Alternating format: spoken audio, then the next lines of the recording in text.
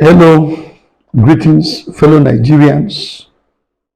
This is bringing to you the Political Affairs 001 channel, where we dissect and try to bring perspective to the political issues that are likely to shape the Nigerian polity, society, government and governance in the year 2024 and going forward.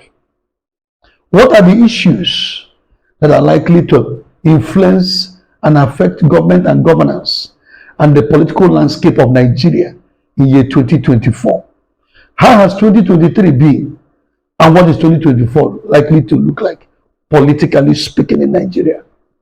I want to let you know, fellow Nigerians, that there are 7 things that are going to be determining the shape of the political landscape of Nigeria and will in turn affect the performance of government and the level of governance in our nation, Nigeria, in 2024. It's already been proven empirically that there's a correlation between political behaviors, political involvements, political arrangements, and the way politicians run their affairs and the way government actually performs. Because in most countries, especially in our own climate, politics always gets in the way of governance. In fact, sometimes in the distribution of amenities, dividends of democracy, even sharing of allocations, in some states, even nationally, politics gets in the way. Therefore, what are the things that are likely to be the political behavioral patterns that will affect and influence government and governance in Nigeria 2024? They are: 1, the 2027 election. Are you surprised about that? I want to let you know that the battle and the struggle for the 2027 election has already kickstarted in earnest. The man in the villa, the Machiavellian, the president, the Asiwaju of Nigeria, he is a long-term planner. Like him or hate him, I'm not a fan of his, but there's one thing you can give to him: he is a long-term planner. He has already started planning in earnest, and he wants to win the 2027 election in 2024. How? He is tactically and technically putting in place structures in the systems and machineries of government and politics that are likely to influence the 2027 election. And albeit, as of today, and looking into the future, the man is having his way. Number 2, that is likely to affect government and governance in 2027 is the president's health and availability to do his job. This one is very intriguing, isn't it? We'll throw more light on it. 3 is the economy. It's going to be key in determining how the politics of Nigeria of 2024 and even governance fares. 4, the interest of our traditional development partners, by them I mean Britain and America, and their cohorts. What will be their interest going forward in Nigeria? What do they really want? Because ultimately, those that know that what they want to a large extent determines what happens in Nigerian political space, even in governance. 5 will be the likely demise. 2024, mark my words, read my lips, will likely be the year of the rendition of the North Dimity's hymn over the People's Democratic Party of Nigeria. That party has been on life support for some time. Its North Dimities may be sung in 2024 if care is not taken. Then, security. This will be a key issue that will affect politics, government, governance of 2024. What again do we have? What will P2B do with his obedience going forward? Mark my words, I didn't say Labour Party. I said what P2B does with his obedience, their movement going forward will go a long way in shaping the politics of Nigeria, whether anybody likes it or not, in 2024. There are other issues, the battles for the control of some states, and the likely outcome of the very, very intriguing court judgments of Kano and Nasarawa that are being expected. Plateau, Kano, Nasarawa, these three states, the judgment from those three states are going to affect governance in Nigeria. People may think it is too minute. Those three states, the judgment that come out of them is going to affect the fast-tracking, catalyzing of political activity in Nigeria in 2024. Now we get into it. Number one, the politics of 2027. What do you need really to win elections in Nigeria? Do the people still count? The things you need to win election in Nigeria, yes, the people count, but the people have been moved to the third on the list. Number one, you need the instruments of government and government for the midwifing of the electoral process.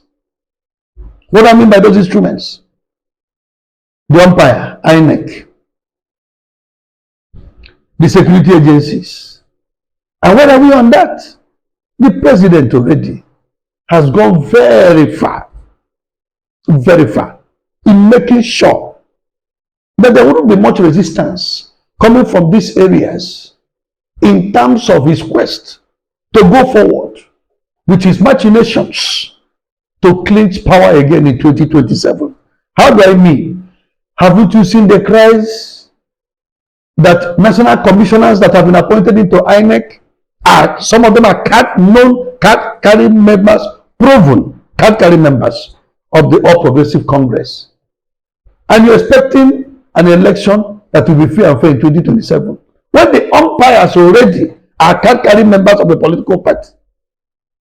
Well, did it start with them? No is the answer. It also happened during the PDP. There were non-card-carrying members of the People's Democratic Party who became commissioners and officials of the Independent National Electoral Commission. I want to suggest that Nigerians get across to their legislators, if those ones will be for once alive to their duty. The name of that organization has to be changed. It cannot be independent, and it is not independent. It has to be renamed to the present government electoral commission, because what they do is just to dance to the tune of he who pays the piper. That is the government in power at any point in time, and that is the truth of the matter. The man in the villa is not a novice and is not a child. He's going very far in this regard. I don't know how those who intend to challenge him are going to fare, are going to stop him.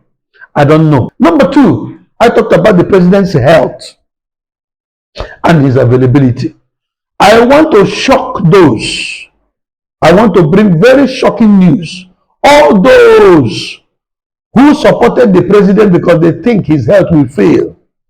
All those who are already parading and preparing to reap from an expected failing health of the president, you are in for a shocker. Because you can't play God, and because you can't be God and you are not God, and because that is what you want, his head is not failing in 2024.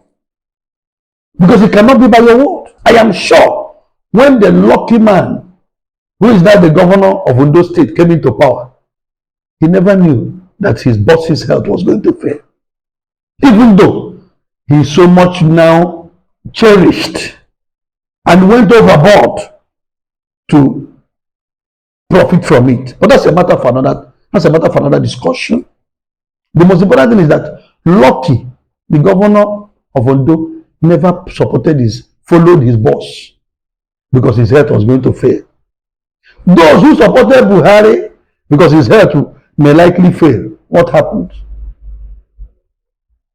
The man finished his 8 years. You see this one now. I'm sorry. just to go and look for something else to do. His head is not feeling anything. Those who have been junketing from one place to the other, building political bridges here and there. Sorry, postpone those things, keep it in the cooler. Nothing like that is going to happen. And the president should be careful, very careful. What has happened in Ondo is an eye opener. Be careful who is your right hand man and who is behind you, or who is likely to profit from your misfortune, especially in politics. Very important. Number 3, the economy. The economic fortunes of Nigeria and Nigerians is going to shape the politics and governance of 2024. Here, I'm not an economist. I'm here to talk masses politics, citizenry politics. That is, as it affects Nigerians. This is an area the president must be very careful. How? Stop listening, hook, line, and sinker, to your so-called development partners and the Bretton Woods institutes. They will lead you astray. Look for homegrown solutions from trusted voices. Nigeria is not lacking in men of vision who can tell you the pathway to bring Nigeria out of the economic doldrums.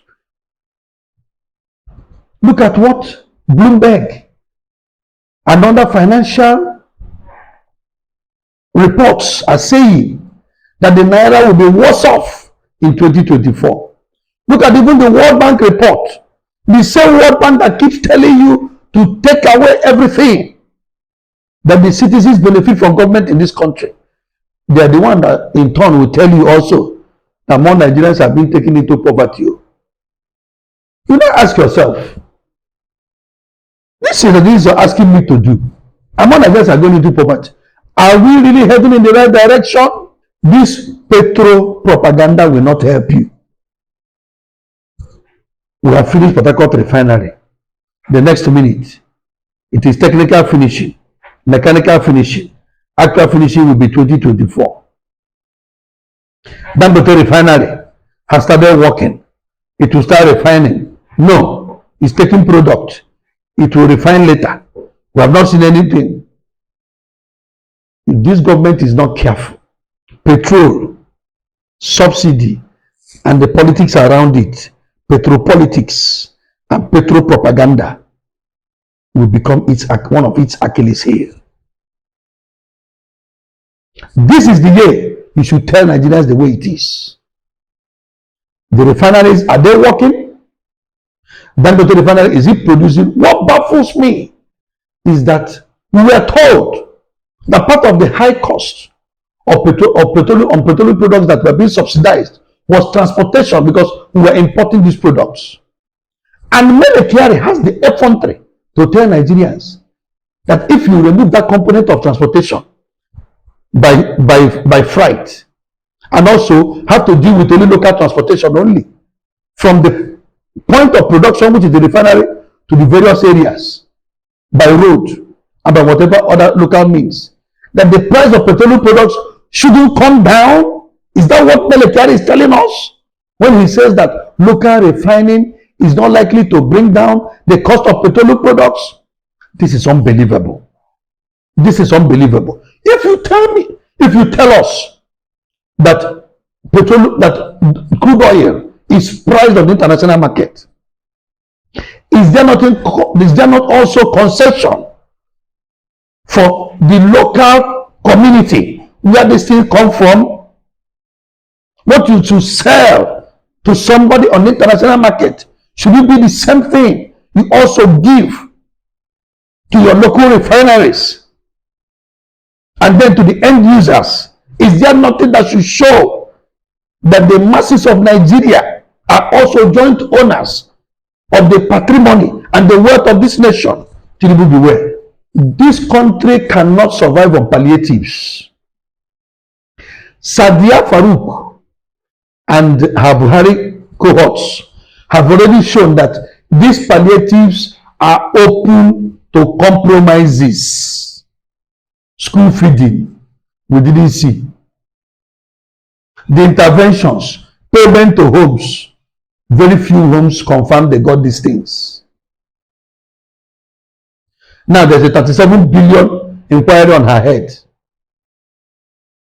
Please, instead of these palliatives that become audio palliatives, why don't you think of those resources put in as palliatives? Why don't you begin to subsidize the cost of education, cost of health, and do more of rural road linkages, access of rural farmers to modern implements and seedlings? What do you think of improvement of security around the food belts of the country, which will in turn bring out the food inflation, which is biting so hard? No country survives hunger riots. No country easily escapes hunger riots. The economy of this country is key now. More trips like the Dubai frolicking should be discouraged. The cost of governance has to come down now, or the cost of governance, high-rise cost of governance, may become the Achilles heel of this government also.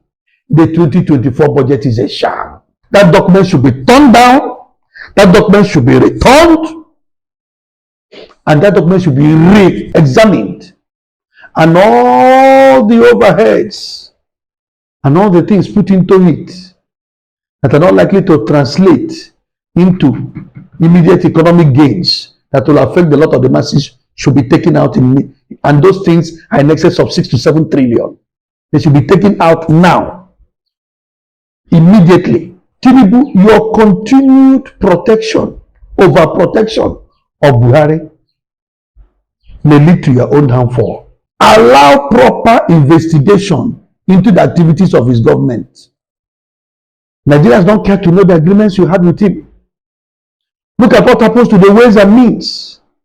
Over 23 trillion. Over 23 trillion is missing through the ways and means, which is money taken away from the central bank.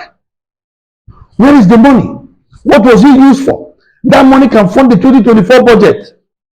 Can you have the courage as you to look into these things, or do we wait for another to come? Look at what is happening in CBN. Though the man of Baze seems not to know even the ambits of his mandate. I think the man is now turning into investigator, prosecutor, and also the judge. That particular line in that report that talks about something about Emefiele and some of the things he put in there sort of watered down those reports and made it look like a propaganda material. I am sure that there are serious issues and infractions contained in that document.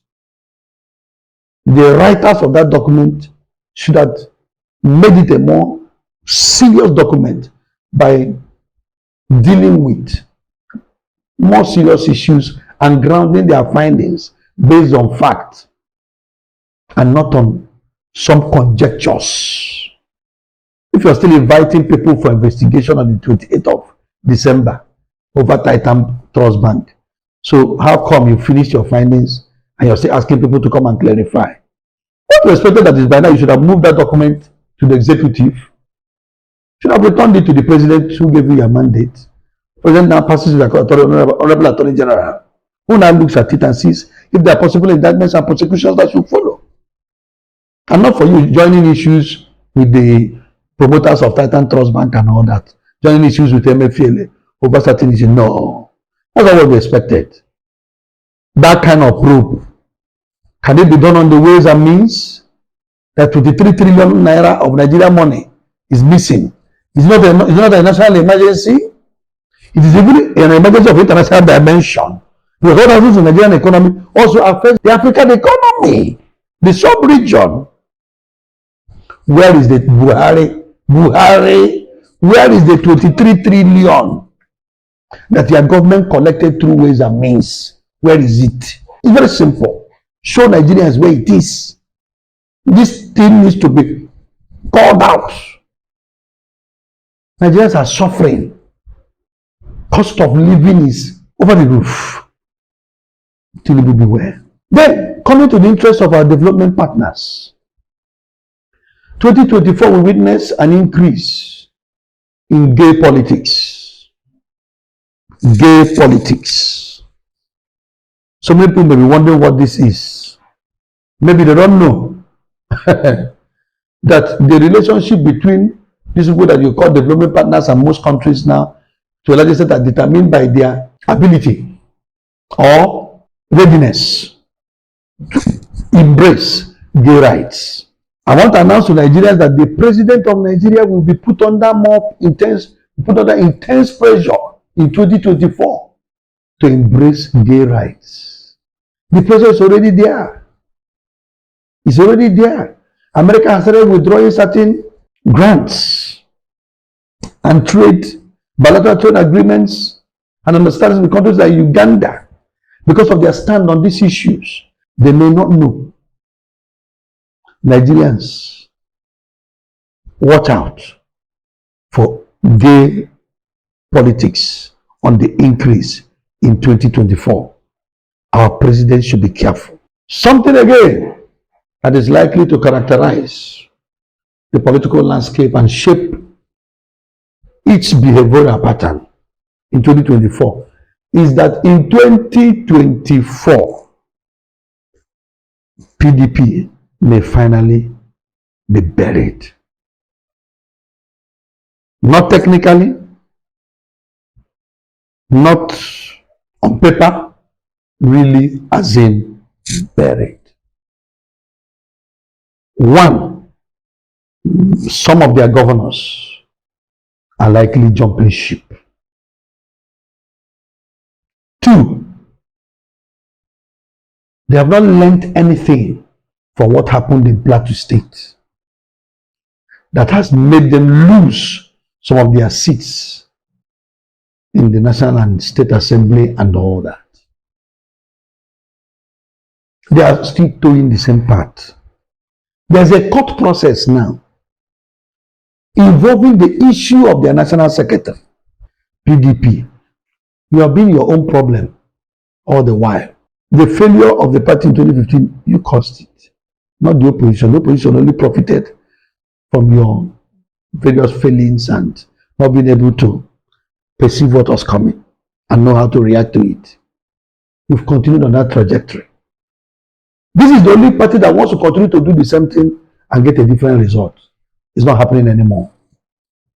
Your days of honeymoon, they're over completely. And I don't even see them getting it right. Then the issue of security. I pray we don't have heightened cases of insecurity, more widespread, especially in the northern part of Nigeria in 2024. But it's looking that way.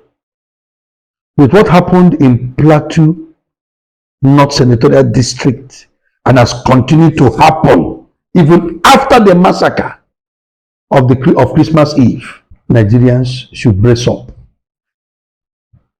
I only pray. The president should beware.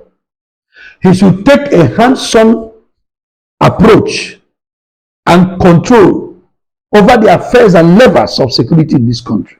President Tinubu, hear this.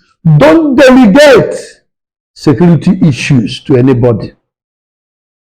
Don't delegate empathizing with those who have been hurt by incidents of terrorism and insecurity to anybody.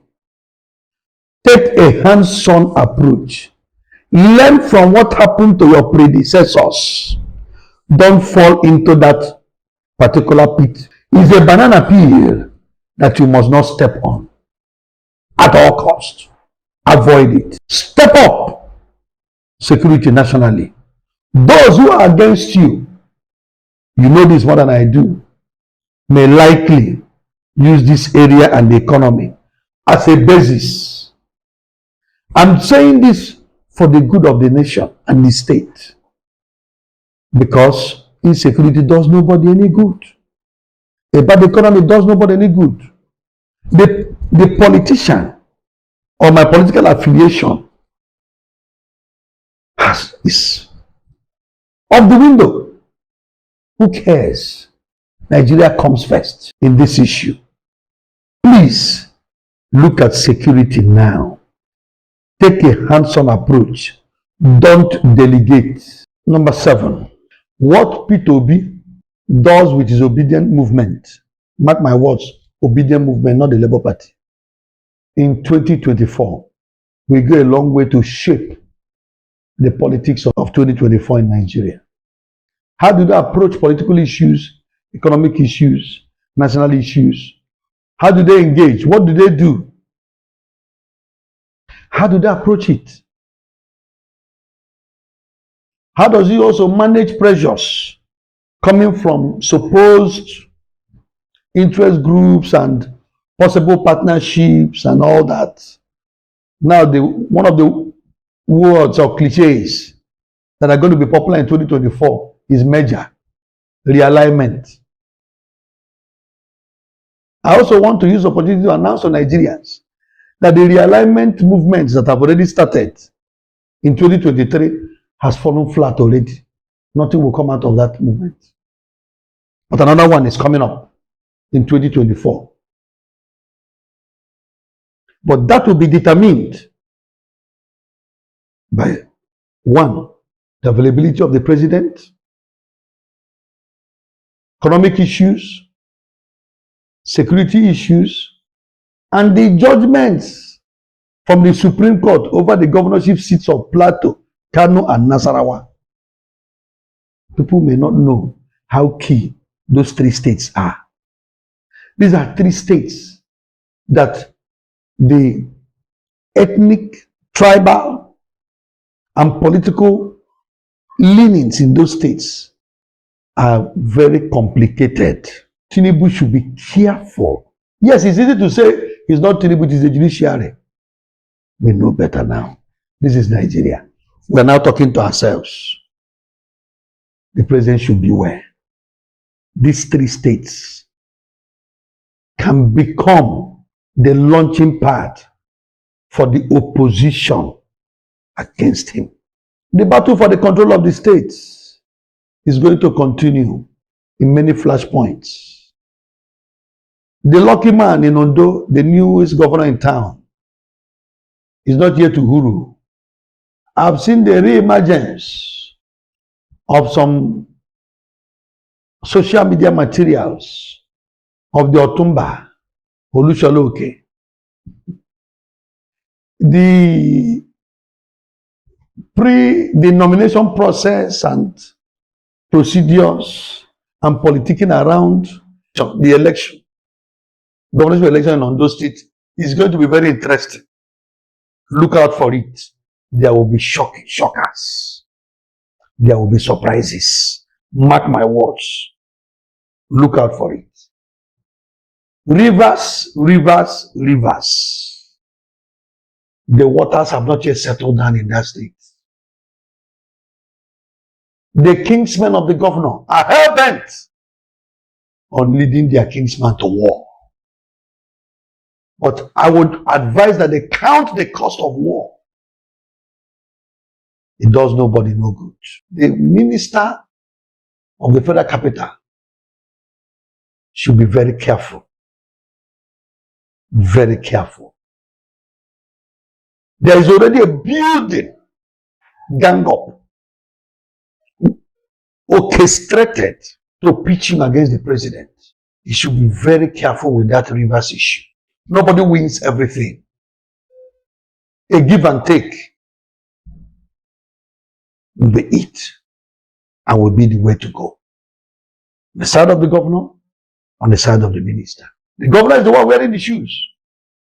He should know where pinch is more. And know those jeering you and cheering you to war. The minister of the federal capital, they have had their 8 years. unhindered. Remember how you became governor. Be more circumspect and careful. Even your newfound friends, at some point, may become uncomfortable. Let me leave it at that. I also want to say that the Yorubas and the Igbos should be very careful. The leaders of these two ethnic groups, especially the clergy, should call, especially their youths, to order. The banters going on the social media are uncalled for. These are the two most enlightened by statistics areas of Nigeria. They should be way above this. It's a shame and a disgrace. Those who are even sponsoring these things, unknown to most of you, intend to profit from it politically. But you think you're fighting for your ethnic group. Which ethnic group? Who sent you? You're just fooling around. I also want to tell Nigerians to expect a heightened and more hands-on involvement and public engagement of the First Lady of the Federal Republic of Nigeria, the distinguished Senator To Tinubu. We are probably going to be having, for the first time in a long time, a more hands-on and visible First Lady in the affairs of nation. We've had the glamorous Mariam Babangida, the strong Mariam Abacha, strong Aisha Buhari, irrepressible Aisha Buhari, the Empress General Yaradua, Madam Yaradua. We've had also the glamorous and also socialite Stella Obasanjo, may her soul rest in peace. We've had all manner. We've even had Abdulsalam Abubakar, his wife, the Honorable Justice, who took a backstage approach to it. We've had all sorts. Also, can you forget the dame of all dames, the Princess Jonathan, who was always in the public space. But I want Nigerians to know that this is the first time we are having two practicing, pragmatic, everyday politicians as a first family in the villa. Both in military and political days. It didn't happen under Shagari. Never happened under IBP, Shoneko, Abacha, Abdul Salami, OBJ, Yaradua. Didn't happen. Under Jonathan, it never happened. The wife wasn't a consummate politician at all. She was just a local player. Under Buhari, the wife wasn't a politician at all. Even those before them, from the days of Gowon, never. Moitala, never. Obasanjo, never.